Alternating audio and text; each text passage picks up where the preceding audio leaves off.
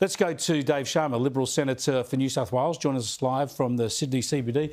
Good to speak to you, Dave. That'll be encouraging news for you, but I don't imagine you'll be buying into the polling debate too fulsomely.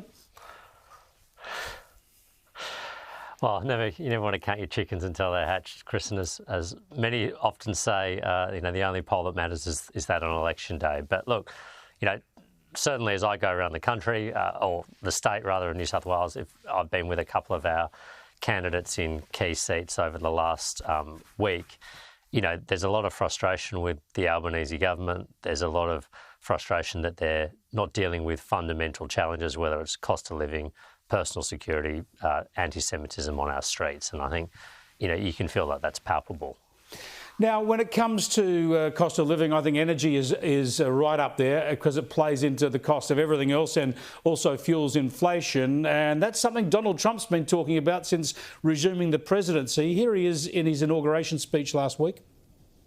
The inflation crisis was caused by massive overspending and escalating energy prices, and that is why today I will also declare a national energy emergency. We will drill, baby, drill. Yeah, now, Dave, you understand the political situation in the US better than most. You've worked in Washington for the Australian Embassy.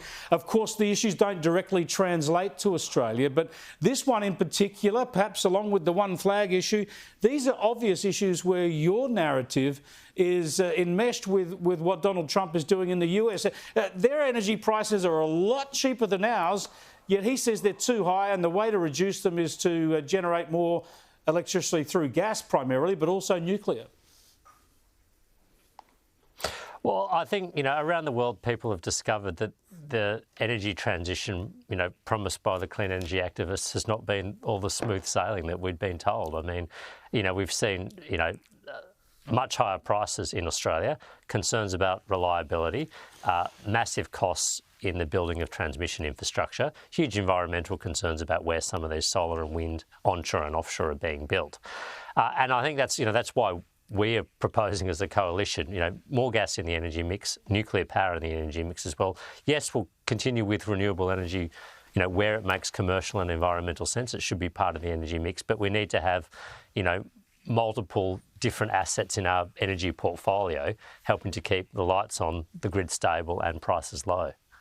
Now, you've been prominent in this country in the debate about anti-Semitism and about Australia's position, our diplomatic position on the Middle East. I mean, I've been highly critical of Labor. They've been so pathetic. They've effectively abandoned Israel over this past year or so. Yet we get this from the Attorney General, Mark Dreyfus. It's been grotesque, I'll use that word again, to see the rise in anti-Semitism since October the 7th, but it has been equally grotesque to see attempts being made to politicise either commemoration of the Holocaust or combating anti-Semitism. We need to get politics out of this. I've got to get your reaction to that, Dave Sharma.